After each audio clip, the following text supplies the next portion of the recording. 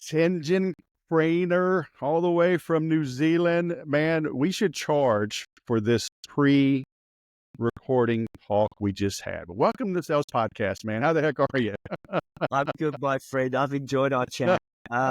We've gone to places that no one should go to, really. Ooh, I've kind of drifted out over the last few months. A classmate of mine from the Air Force Academy, he messaged me a couple of weeks ago. He said, "Hey, I just listened to the podcast. What's going on?" And I'm like, "Yeah, I'm okay." Like you get older, like you kind of just don't care anymore. But I texted I got a group text of Air Force buddies, and we talk football, and we get together and golf once a year, and we send horrible texts to one another. We can never run for president or governor or even dog catcher because because they screenshotted everything and they've got you wound. Well, we don't screenshot, but I mean, if that ever gets out, we're all dead. You're in trouble. You're in real trouble. Or we'll be promoted for life because like that's the realest dudes in the world because we're just offensive. But good fun though. Oh yeah, but I texted them a few weeks ago before the surgery, and I gave them all the dirt, and so everybody listening, I don't even know if I went into visuals. No visuals. I may have sent like a diagram here and there from the interwebs, but I did give them the heads up, and a couple of them asked some questions, but everybody listening, had a prostate issue we finally discovered, had surgery, so I'm recovering, good to go. But we shared some stories. sin-jin, that looks like Saint John. So you're going to have to explain that one day, all right? But, I'm just an ugly American. Never seen that before. So you're a Californian, that's a difference. I'm not a Californian. I just live here. So it's different. But, yeah, we're talking your rugby injuries, my football injuries, but ain't nothing like what we went through here. But that's not what we're here to talk about, are we? You are a salesman, sales trainer. You own Rural Sales Success. But you do this internationally, not just New Zealand, not just in the land down under. You're helping what? You're like a John Deere salesman? Are you going to help that dude like connect with Billy Joe Bob, the overall don't they sell themselves, that brand? Well, you would think, but probably not. You tell me, man. Now I'm seeing some competition out there, but always is. This is interesting. So you have a podcast, a rural sales show. How the heck did you get into this niche? Yeah, great question. Wes, first of all, I'm very glad to hear you better. I feel your pain. You know why. I'm a farmer's son. My dad was a farmer. He was director of Dalgety. And then I went on my OE, which is my overseas experience, headed down to Australia and New Zealand. Absolutely loved it here. Reminded me a lot of home, except it's warmer and it's pretty and there's lots of space and there's rugby and there's beer and the's rural. And if you give me those three things, I'm pretty happy. So obviously rugby is our equivalent to your footy. So your football. So I've done corporate gigs. I've been marketing manager, the dark arts of marketing. I've worked for McCann Erickson. I've worked for Young and Rubicon. So I've done the advertising agency rounds. I've done marketing. And then someone said, "Hey, you're actually quite good at sales." I went, "Sales? Ugh, yeah, sales? Shit." I hope you can't mind me swearing too much, being rural. And they're like, "What are you sales like that? You've just literally, tested my very sense of self-worth. You've insulted me. I'm way better than a sales guy." And then I actually realized they might be talking some truth here. Like there could be some money that could be made. No. And so I got really interested, and I was working for a rural marketing agency who taught me a lot. And then I went and did some of my own coaching, as in investing in me, because you've got to invest in yourself, people. It's very, very important. Yes. You've got to be willing to take a bet on yourself, right? Yes. And so actually, I know this niche. I've always enjoyed rural folk. I find them very honest. I like the way they earn their money. You know exactly where they stand. They call a spade, and they're good, decent, honest, hardworking people. They're my people, right? And so I've returned full circle, much to my parents' delight, back to my rural roots. I went, I actually am going to help rural sales guys and girls who are struggling and don't understand this concept of sales. So I teach in the rural sector. I train sales, and I still actively sell myself. It's not like I'm a textbook trainer. And I also teach in psychology, but the psychology that actually works in the real life as opposed to a lecture theatre. Some smart asses go, "Oh, you got a psychology degree?" I'm like, "No, I actually have something that works in the real world." So No. we teach Crone, Nutrien, Elders, John Deere, agri-tech companies, Genetic CRV, Ambreed, Delaval, Bayer, New Farm, Corteva. I can keep spitballing some pretty big names. And as Wes kindly says, I train them remotely. Sometimes I jump in a plane and we have a beer and a steak and we train them and onboard them. And then we move to a remote setting. So yeah, my whole mission, Wes, is making sure good guys and girls in the rural sector that have to sell for a living and support their families or support their farm with off-farm income don't struggle or suffer because they don't understand how to sell. If they learn how to sell, man, as you know, they can make more money than the CEO. That's it. So there are people listening to this that say, I'm in high tech, I'm in internet marketing, I'm in SaaS. I don't need to listen to these hicks talk about rural, and they're about to hit the next button. What do you say to them? Stay tuned. Why? Because farmers are the most oversold audience too. When you meet a farmer, whether they're Wisconsin, North Dakota, wherever they happen to be, Fort Worth, wherever, you probably won't find them in Fort Worth. But what happens is they are very immune and have allergic reactions to salespeople. They're a great training ground for understanding how not to sell. The good news is, if you and me met a farmer and they were in Kansas or they're in wherever they happen to be, Wisconsin, Central Valley, wherever they are, pistachio, they can probably buy you and I 20 times over. When they buy things, they buy really, really big, expensive things, where it's fertilizer, tractor machinery, silo, auger, grain handling equipment, everything else. I would say to the guys listening is, if you want to learn about psychology, this applies. Your sector might be different. The psychology is the same. So if you stay tuned, I'm going to teach you some stuff that will help you in any sector because the psychology stays the same. Sector's different. Psychology stays the same. So if you want to learn how to get a competitive advantage, me and Wes will help you. You know, it's interesting you say that because one of my first jobs out of the Air Force, I was selling mobile homes. And are those big in New Zealand? What, like tiny homes? Not tiny homes. Like prefab homes? Prefab homes? Prefab, but they are on wheels like a tiny home. Tiny homes are higher quality, smaller. Yeah, I mean, a mobile home, like a trailer, right? Like you think of the Deep South. Yeah. You know. Yeah, we have trailer parks. We understand them. Okay. Yeah. So it's something like 30% or more of new home sales are mobile homes. But I didn't grow up in that socioeconomic group, but I fell into the business, and we had what they called the up system. So we had 6 salesmen. One would be off at a time, so 5 are working, and then you split the shifts up. So you might have 3 or 4 working at a time. So you put your name on the whiteboard, and first one in that day gets the first visitor to the lot. So it's the up system. This guy pulls up, and kind of a beat up truck. He's dirty. Guy, friend of mine looks over. Wes, you want him? I'm like, I'll tell you, I took everybody, man. I had 2 kids, wife.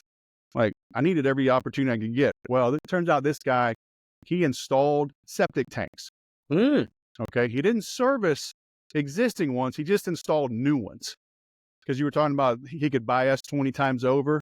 So his other car was a Mercedes, and his wife, her hobby was breeding. I don't even know the types of horses, but very expensive horses. Yeah, horses are expensive. He had a big truck, trailer, backhoes. He had all the gear.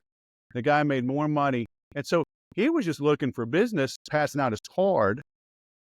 So we did more business because people come to buy a trailer from me. Oh, I need a septic tank. I got the guy. Well, he loved me because I sent him business. So when his friends need to buy a trailer, hey, go see Wes. Beautiful.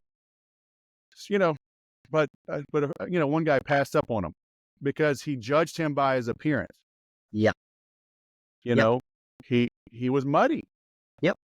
Yep. Like, I don't And care. if you and I 10 or 20 times over, and that's the thing with farmers. And I think the thing around psychology, the first piece of advice I'm going to give you listeners so they don't hit that next button is the first thing. Focus more on the person rather than the product. Focus more on the person rather than the product. If you are insatiably curious about understanding and qualifying, clarifying the person in front of you, and you show a generous interest and curiosity in them and help them make good decisions, rather than bleeding on feature creature about your bloody product or your SaaS or your agritech or whatever else, and you're boring the shit out of your buyer, they don't want to know about that. They want to know that you're interested in them. The way you sincerely signal your sincere intent to serve rather than sell is to ask them really good questions. And that's how you then break the automatic guessing machine of the buyer's brain that thinks, oh, you're just another salesperson, because you shift from salesperson to the role of buyer assistant. Yeah. Is that coachable? If the person's willing to be coached, it's definitely coachable. It all depends on people's mindset, and we can sort of go down a rabbit warren on that. But ultimately, if you've got a closed mind and you think you know everything, you know nothing. And so with my guys, I have the classic bell curve, distribution curve. I've gone into many rooms and many places, and I see loser Larry, who's on his third marriage. He's overweight. He's got real health problems, and he's a loser. Now, that's hypothetical. We're just going to call him loser Larry. And then there's like middle Mike. Mike's doing okay, but he's not reaching his potential. And then there's basically Super Steve. And you have this bell curve. And those that want to, it's like parachutes, man. It's from the Air Force. They only work when they're open. So if their minds are open and they're willing and coachable, this. You have plenty of case studies. You work with plenty of clients like me. The best students are the ones that have an open, willing mindset and who are insatiably curious to learn and become better, and nothing stops them.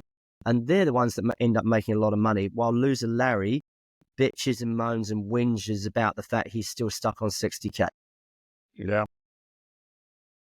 Yeah, because I asked that, because I look back, because people will say, oh, you're a natural for sales. You have the gift of gab. You've never met a stranger. You could sell ice cream to an Eskimo. And like, none of that is really professional selling.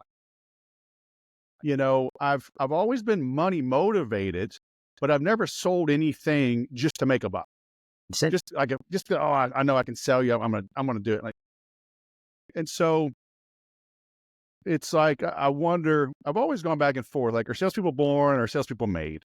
And it's like, I believe they're made, but I think there's some attributes, some natural attributes that maybe make it easier to make them. Right. And I've always been curious, and I'm just super efficient. I'm the man that will stop and pull over and ask for directions. I hate being lost. I hate being inefficient, so it's like, how can we do this better? And so everything you say like resonates with me. Right. But I think back of people that I've trained, and, it doesn't stick with a lot of them. I wish it did. I'd like to say everybody goes to my training, gets better. But it's like 100% of the people that go to my training and listen and apply it get better. 100%. Right. But I mean, too many of them are loser Larrys and mediocre Mikes. Yeah, 100%. I'll tell you, listen to something else. Most suffering in sales is self-inflicted. I'll say it again. Most suffering in sales is self-inflicted, because they're actually unaware that they're creating their own suffering. So they struggle and suffer unnecessarily because they can't get their mind right and open enough to learn from people like you and I, or peers like us, because there's plenty of people, we don't have monopoly on all the good ideas. But ultimately, everyone can teach you something if you're willing to learn, and everyone's got potential if they're willing to apply. But you have to start with an open, willing, coachable mindset. We've all trained footy teams, kids' footy teams. And there's kids that listen and there's kids that don't. The kids that don't get benched. I'm getting old and grumpy now. If you don't want to learn, you don't deserve to be in my room, and I'll kick you out and you can have a refund and goodbye, because I've got only so many breaths left. It's really simple. So the ones that I love and the ones that I will go 110% and more. I only care as much as you care. When you stop caring, I stop caring. Yeah. And it takes a while to learn that. And I've told people this over and over. I've damn near gone under a couple of times when I was starting, because I cared more about the success of my clients than they did.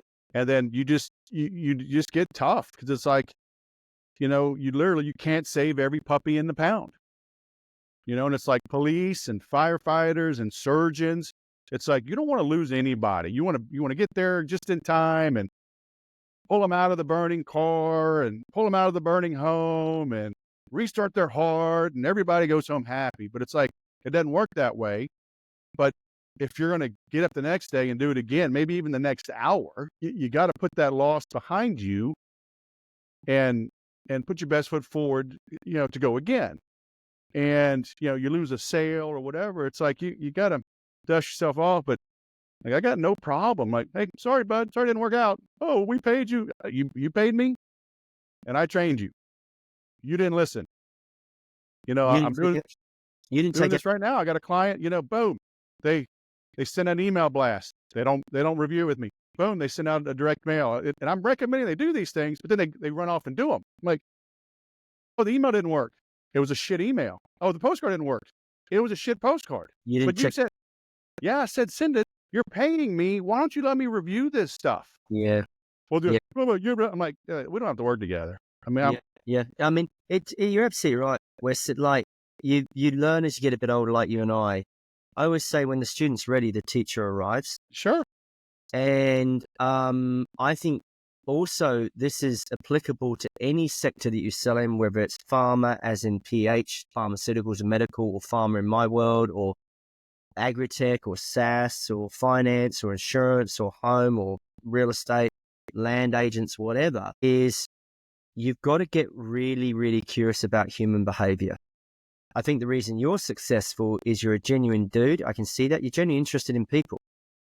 And what you do is you want to make sure that you properly qualify and clarify if you can help them. Because selling has nothing to do with selling. It's all to do with helping and serving others. And if you can help them make a good decision, you're no longer a salesperson. You're the role of what I call buyer assistant. And then over the compound of time, you become that hallowed turf, which is the trusted advisor. You don't become a trusted advisor straight away, certainly not with farmers. That takes generations. It could take decades. It takes a lot of time. And so exactly what you're saying is when you're training people is I now put my people that apply to talk to me, there's an application process and we're not going to force fit. Like if it's good and we've got a shared philosophy and you understand and the agreements that we make to each other, I'll give you 110%, but you've got to give me 110% because nothing works unless you work. Nothing gets better until you get better. And nothing's going to change till you change. You do good stuff. I do good stuff in our sectors. You've got to do the work. It's like going to the gym and buying the gym membership and then never pushing the gym door and going in. Yeah. Like you've got to do the workout. You've got to lift the weights. And that's where you get the results. If I do that for you and I save you and I create the dependency, then nothing's going to work. So how do you get clients? Because I struggle with this. It's like, I talk about martial arts. I've done jujitsu for 8 years, and I think it's the hardest of them that are out there. Use your full body. It's very strategic. Smaller people can beat bigger people, because of leverage and strategy. But, I'm going on 8 years of this, and I still don't have my black belt. Right? And karate, you got a 10-year-old, third degree black belt. And it's like, I mean, it's crap, and I tell people, it's like my sales training it's the jujitsu of sales training. It's not easy. I'm not going to do it for you. There's a lot of stuff. There's nuances that take a long time to master, but, I'm competing with, the cheese dicks out there. Get my whiz bang book. 50 questions, overcome objections, never get like, okay, that doesn't work. But everybody falls for it because then you get that. Oh, it's normally $99. It's yours right now for $9. Oh, but wait. Now you get the $97 upsell. Oh, but wait. Now you get the $3,000, weekend boot camp. Oh, but wait. Then there's the $25,000. There's literally never any true answer. You're just the source to their parasitic sales mind, but anyway, how do you get people? How do you tell them, I'm going to give you what you need, not just what you want? So So, buckle up. yeah, so the way I would answer this is that my training is not for everyone. If you want the cookie cutter, corporate, happy, clappy, wounding clipboard warrior, I am not for you. So we can stop right now. So the usual thing is, whether you're me selling or we're selling or any of you here selling, you need to be really, really clear on who your ideal client is, because your best prospects look like your best customers. And the better your customers, the better your prospects. I've said this time and time again. So I'll say it again because it's really important to understand. There's a bit of nuance here. Your best prospects look like your best customers.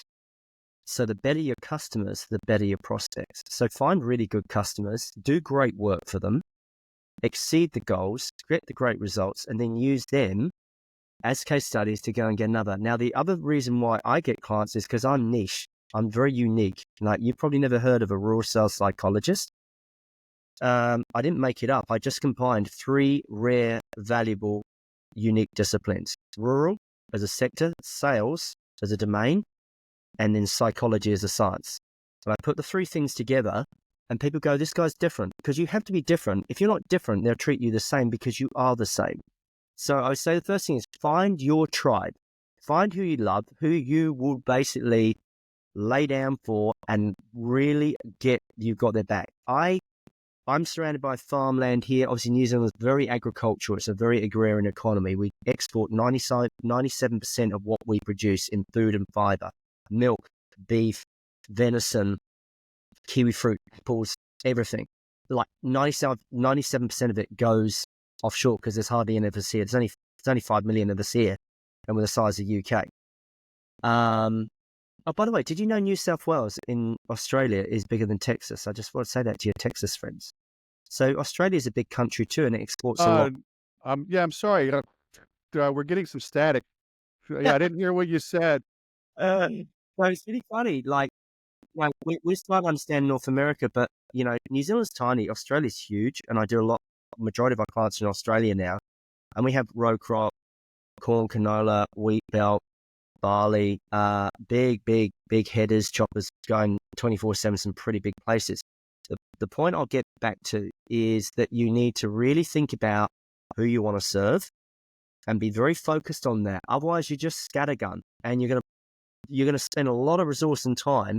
Find the people that you love, find the people that you want to serve, and then do a great job for them, and then build a reputation around it.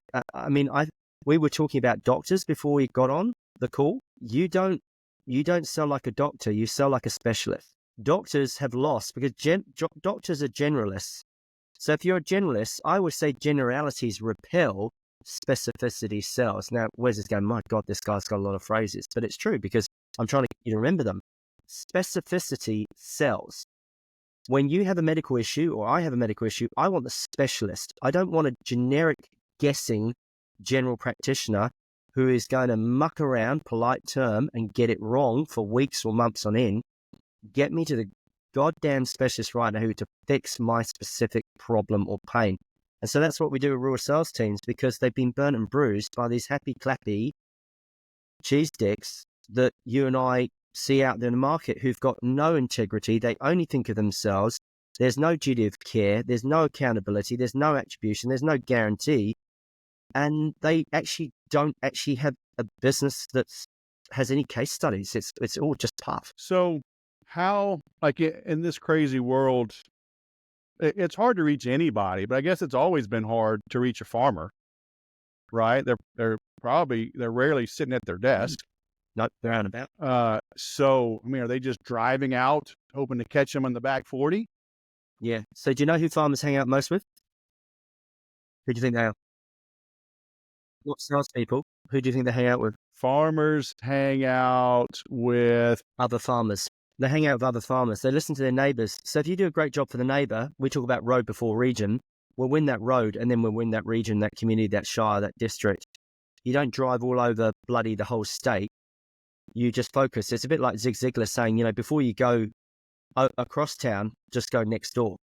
You've got to actually focus on farmers. Listen to farmers, don't listen to salespeople. So you are judged by the company you keep. So if you're working with an alpha farmer, I call them alphas, and I mean that with affection. If they're really good, for any of you in any sector, if you're working with some of the best businesses, you might only do a little thing with them. You snowball from there. You find a really good business, you do a little bit for them.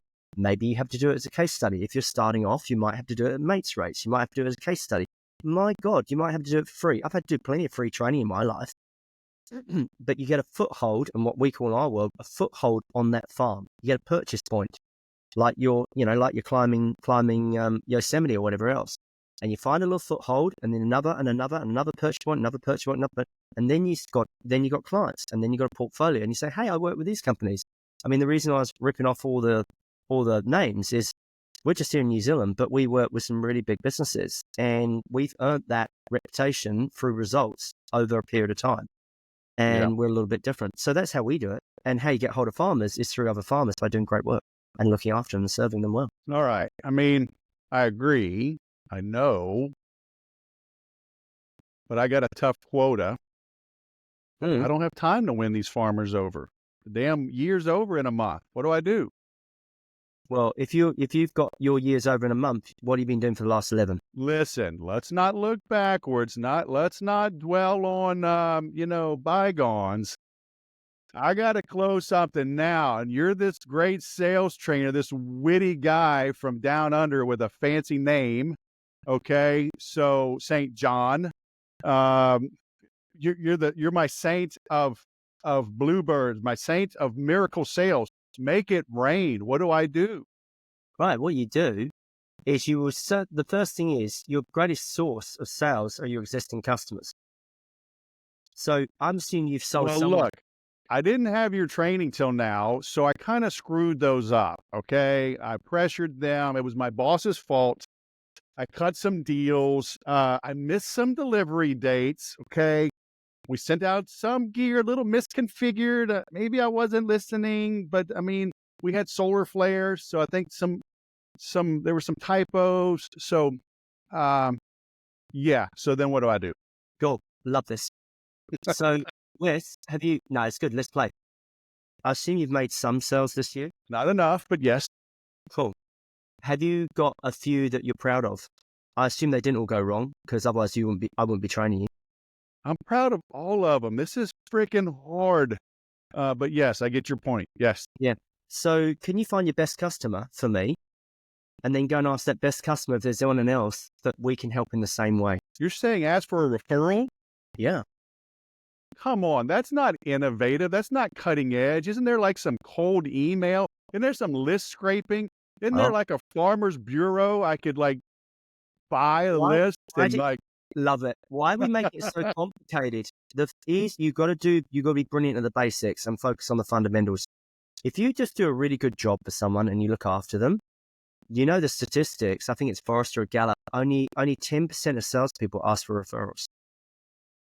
Now, better still, here's a little gift for your listeners. This is your right to referrals. Rather than ask for the referral, then this is what you do. Me and Wes are mates. I've sold him something. He's bought a piece of machinery from him. I say to him this. I say, Wes, if I look after you and I meet my side of the bargain in 6 months' time or 3 months' time or whatever the time frame is, I'm going to ask you for 2 equal or similar referrals from your network. Can you do that for me if I do this stuff for you? And he's going to more likely say yes rather than no, because I'm going to deliver for him because it's in my best interest. And then when I deliver for him, not straight away, I will we ask in the afterglow. Hey, how's that machine? How's that header going for you? Oh, it's going great. Hey, awesome. Whilst you're really happy and pleased, you don't say that, obviously. It's called ask in the afterglow. Wes, who else do you know that we might be able to help with that slurry tunker or the fert truck or the tip trailer? Or what about Bill down the road? Is it worth having a chat to him? Because I heard he's really getting stung by the dealer down the road, which was the same problem we fixed for you. Is there any chance we can get hold of Bill's number?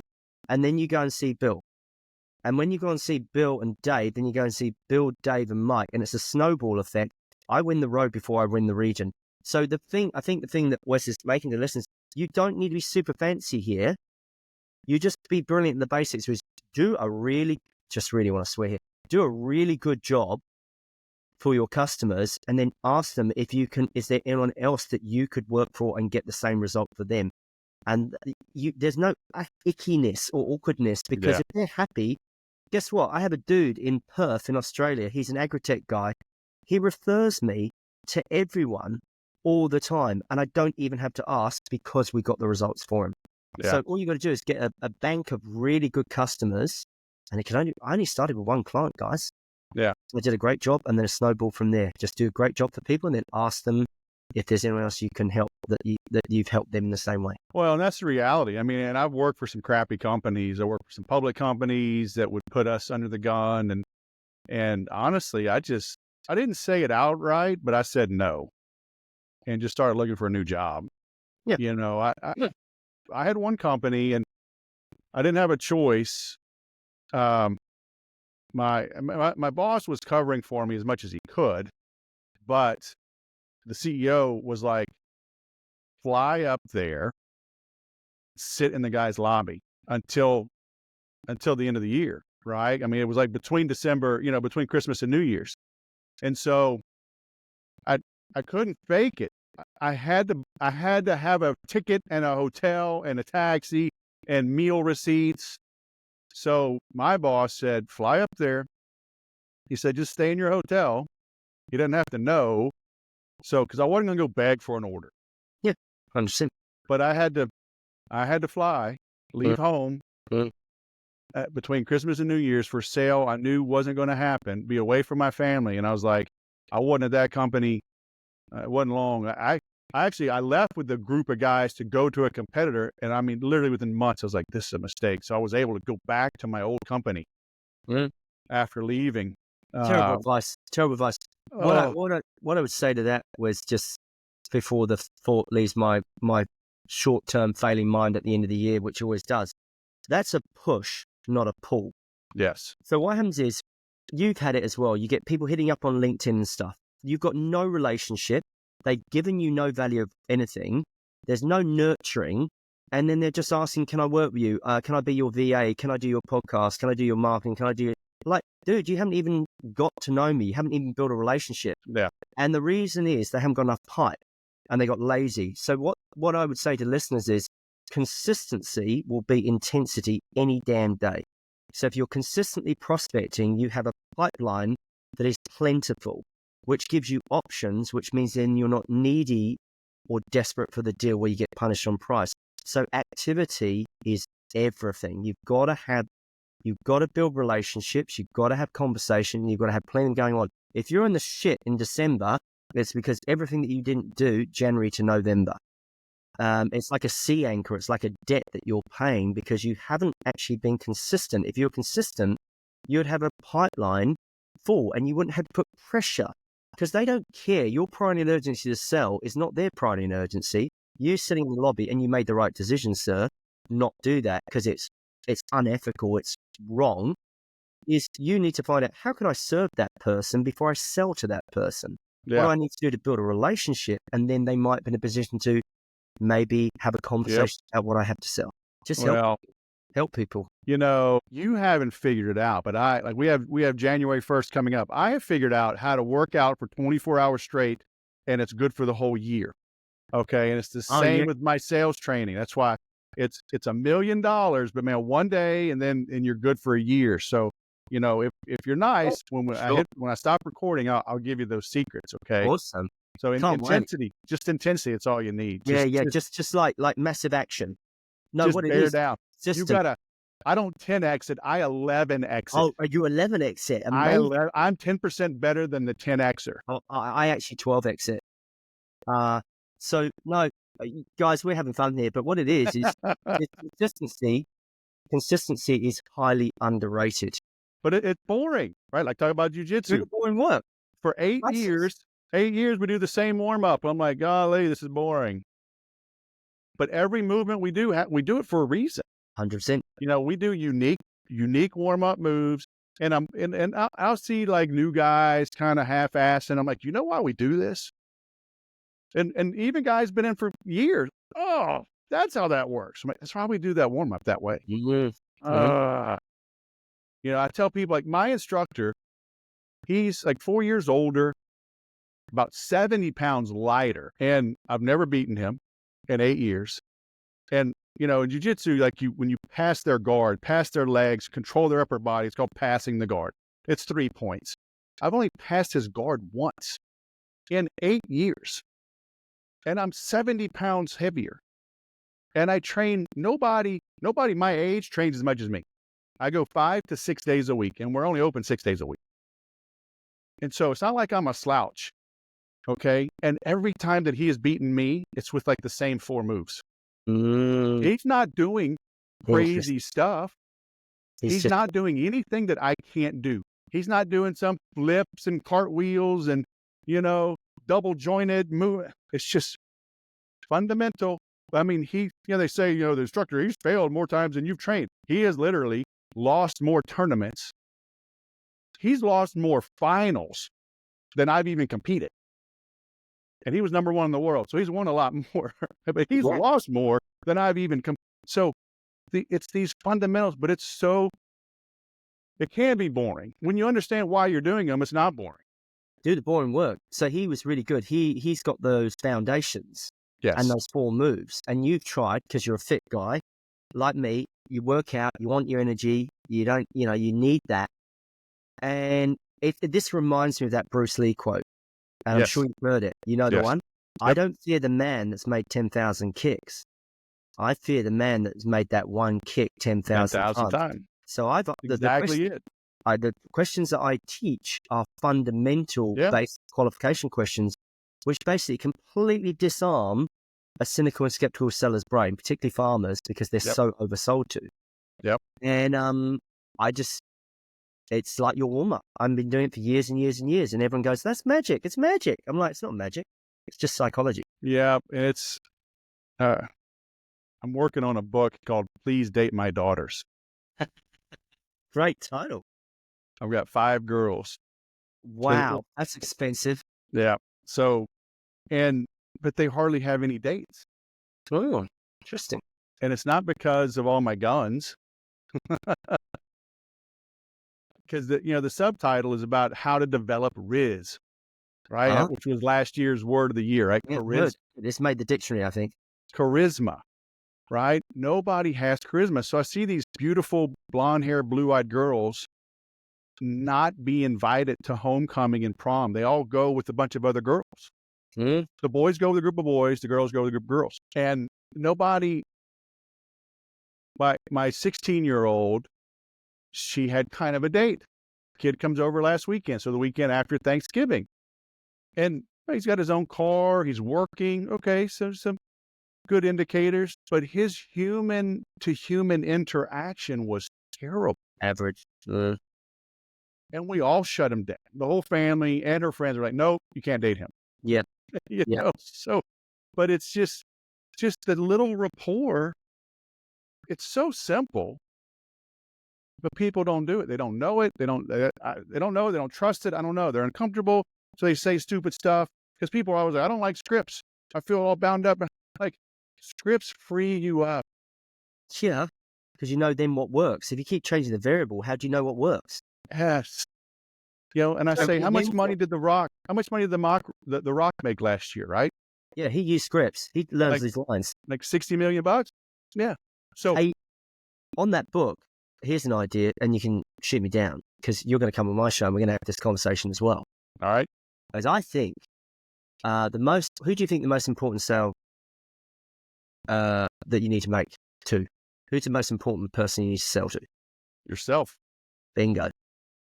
So if you're sold on yourself, and that doesn't mean you're an arrogant prick, but it means that you've built belief, you've done difficult things, you've challenged yourself, you've got uncomfortable, because that's where growth comes from, people, getting in some uncomfortable, discomfort places. If that 16-year-old had come on and he had more belief in himself, and he knew himself, which is hard for a 16-year-old.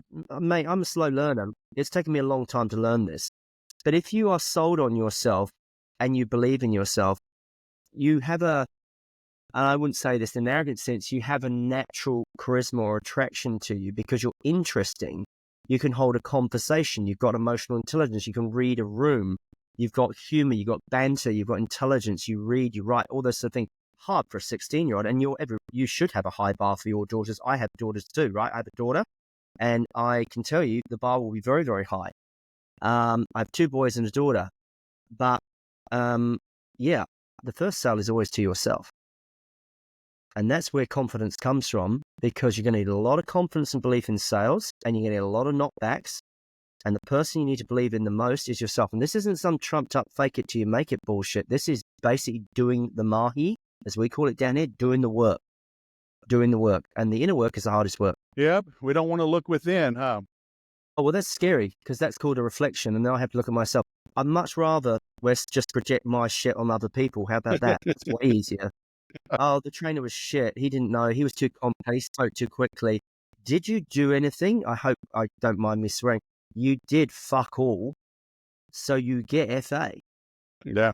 So you didn't put anything in, so you're not going to get anything out. It's simple in life, right? You go and do your jiu-jitsu. I go and do my swimming in my gym with my personal trainer. She's a world weightlifting champion, powerlifting lady.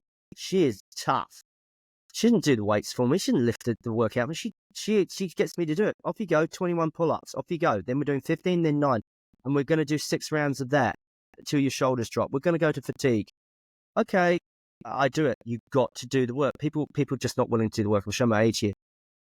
Most people these days are looking for shortcuts. There are no shortcuts. You have to do the work. Overnight success is a 10-year thing. Are there any little 100% things that work? Like, it's a tough, noisy world, but maybe the farmers are insulated from a lot of cold calling, a lot of email spam. So are there little things that work today? They still get a lot of noise. Yeah, and I'll answer the question is, there's a lot of people that are still just driving up driveways with no appointments, and it absolutely annoys the crap out of them. Really? Yeah. And, I think cold calling, I'll be provocative here. I think cold calling is for losers. Let me explain why I mean that. You don't cold call, you warm call. You use familiarity or a reference story or a neighbor or a farmer or an association or a catchment group or a discussion group or a farm brewer, someone or something you've worked with to automatically break the automatic guessing machine, so you warm it up straight away. And you've got 30 seconds to do that. Now, you can get by in life in sales with math, knowing your numbers. If you know people, which is psychology, and you can combine maths and psychology, that's when you make real money. So never cold call, always warm call. Be the professional and do your due diligence. And if Wes is my guy, find out, study him, talk to people about him. What's he done? What's his bio? What's his background? Where's he come from? Who's he worked with? If I'm going to reach out to you, I'm not going to reach out to you cold. I'm going to reach out to you warm. Preferably, I'm going to get a reference from Bill down the road who said, you should need to talk to Wes. So and I love that, because I had Jeffrey Gitomer on years ago. Yeah. Right? Author of the Sales Bible. Love his books. Are there even cold calls today in B2B? Because when I hear cold calling, I think of old school door-to-door vacuum salesman, right? I don't think I've ever made a true cold call. Well, maybe 20 years ago. But I mean, ever since I learned, and the purest definition, was the person expecting my call was an appointment? No. Okay, that's a cold call. Fine. But if I know I helped the farmer next door, I sold into healthcare. If I sold one hospital, I would call the one next door. Hey, we're working with this hospital, with this CIO. We solved this problem. In my mind, that's not a cold call. Yeah, 100%. So, Robert Cialdini, amazing guy. First book I ever read when it came to psychology and social sciences, this was years ago, decades ago, was Influence. I sent him an email on LinkedIn and said, I just want to let you know, Robert, you're the first book I ever read. Yeah. Yeah, you've got it. And he was so good. He's such a dude. He replied back and gave me a personal message, say thanks. So it's great that you started your journey with me and where you've got to. And that's great.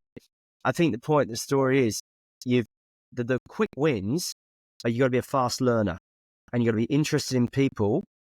And you've got to, Jeffrey Gitomer, he's got amazing books. So is Jed Blunt, so is, Tom Hopkins and all the classics. You've got to be a lifelong learner and you've got to be willing to do the work. I mean, at the end of the day, it's sales, we make it really, really complicated because we try to sell rather than serve. Stop selling. stop selling and start serving, finding out the people, serve the people, and you'll make the sale. It's actually not very difficult. Just make people make really good decisions and help them get what they want. If you can't help them, don't sell it to them. So what if, I mean, there's that big targeted account. There's that big farmer. I want to land. Sure. But I don't have an in. I mean, everyone's got an in. In a rural community, everyone knows someone. So it is a little different. And we have this thing called the internet. So whether you're selling medical, or you're selling insurance, or you're selling financial, or you're selling pharma, or you're selling rural, someone knows someone. And you've got to create a connection, because if you turn up and you sound the same as everyone else, they'll treat you the same as everyone else. You've got to turn up different. That doesn't mean stupid. That means coming with a point of reference or familiarity. This is psychology. We know that everyone has a back of brain response to you when they first meet you. And they don't go into the middle of the brain, the front of the brain, until they understand that you understand them and their situation. So immediately you can break that pattern prediction recognition machine, which is the brain. Yes. It's a control freak. And you go, hey, you don't know me, but I've been working with Wes, and I've been working for him for a few years now. And I don't know if we can even possibly help you, but we've managed to get this result for Wes. Is this something perhaps you want to talk about when I haven't called you completely out of the blue? Now that is a cold call, but it's warm because I'm warm for a reference or the law of familiarity, which is a weapon of influence, which is back to Mr. Caldini. Yeah. Yep. All right. I like it. Well, I just applied to join your Facebook group. Man, we'll let you in. I'm linking out to your email, though. What's that? You've got to give me your email. We won't let you in. Yeah, I just made up a fake one, so it's That's cool. The algorithm will work that out. Nah, I mean, the funny thing is, I mean, you're being very kind. It doesn't matter what sector you sell in, the psychology stays the same. Yeah. People, it's humans. You're selling to humans, selling to humans. Yeah, man. Like, get interested in people. Forget your product and focus on the person. And if you're naturally, sincerely curious about that person, they will feel it. They will sense it. That vibe.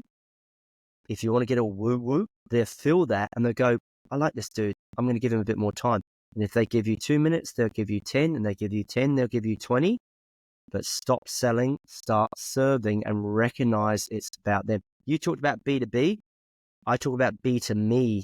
So get interested in that individual. Every individual me is unique. You know, you had a story before you went on the record button, Wes, and I'm interested because I know what you've been through, partially what you've been through. So you now know me, and there's some familiarity between us, some warmth between us, right? But otherwise it would have been straight into the call, right? And we probably wouldn't have had this conversation. So get to know people, help people, and think about them rather than these are basics. We make sales so difficult. You don't need to do that. Get interested in people, help them. Yeah. And I was just going to say, you're going to have to help a lot. You're going to have to give and give and give and give. This is why you, sir, do your podcast. It's why I do my podcast and put these resources out, because we don't want to see our guys and girls suffer. We do it. We don't get paid to do this. We do it for the love of helping others. And if it means someone has learned something here, it's a good result for me. Yeah. Cool. Well, I'm linking out to your LinkedIn, your Facebook, and your website is ruralsalessuccess.com. I mean, should everybody check it out? Who should be rural sales and marketing blog? I mean, there's all sorts in there. I think, again, you don't have to read all of it. You don't even have to sign up for it. It doesn't matter. It's up to you guys. The reality is there's some tools and resources you can learn from everyone. Sometimes learning from different industries actually helps other industries as well. So yes, I agree. So remember, we talk about tunnel vision versus funnel vision. Maybe go a bit wider, look at what's happening in our worlds, and I can learn from yours, and come and join our world. And then, we'll talk to you about psychology. And our farmers are just the same. They get sold to heaps all the time. They get hit up, they get cold calls, text, emails, because they've got some big cash, right? They're asset rich, cash poor, but they've got plenty of money to spend. They've got big things to buy. Get into ruralsalessuccess.com. Wes and his team will put it in the show notes. There's an ebook, there's a podcast. We get some sports site guys on, we get all kinds of people on, and we're going to get clever people like you on as well. I love it.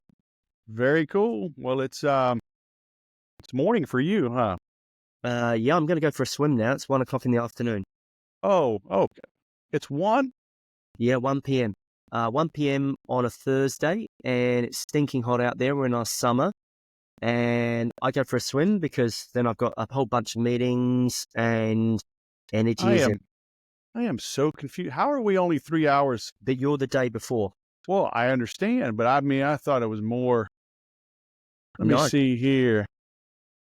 Yeah, well, New Zealand is kind of far out there, huh? It's in the middle of nowhere. That was useful for COVID, I can assure you. We were in the middle of nowhere. You're farther east than I remember of Australia. I thought you were more south, but we're actually closer to you dudes. Like after Hawaii, you're the next stop. Yeah, I've just, it's like I've known it, but I haven't really looked at it because I guess, well, but Hawaii is only 2 hours behind us right now. How are you're only one time zone from Hawaii? Or Yeah, or 23, but we're an hour on a day. So I think the Dane time zone dotted down and it comes down somewhere in the Pacific there. But I think we flip over. So when we go up to American Samoa, Fiji, and we go over the date zone, we go into a different day. So we're very close on time, but you're a day behind us. So I'm close to my weekend, which I'm very happy about. No, I get it. I mean, I say 1 hour. I mean, obviously you're a day ahead, but it's like a day and an hour. It's 4 for me. It's 2 in Hawaii, and it's only 1 for you. It's 1 for you the next day. So you're 22 hours behind. Yeah, I just thought you were. I don't know. Maybe I'm an ugly American. I just think everything's squished together. Singapore, Hong Kong, North Korea, Japan. North Korea. Yeah. No, I mean, we there's a lot of our farmer guys, put a bit of beef. Maybe Mr. Trump will see to that, but California is a massive market for New Zealand. We produce a lot, and a lot of it goes out. And whether you like him or not, he'll do what he needs to do. Because you're your country and we're ours, and it's an international market out there. Yeah. Amen. Very cool. We'll go for a swim. Yeah, sin-jin Trainer all the way from New Zealand, man. Thanks for carving out some time. It's been great catching up. Awesome, man. And I'm looking forward to chatting to you as well. Thank you so much for having me and putting up with me, indulging me in my sales rants. Hey, my pleasure, man. Have a great day. Cheers, man.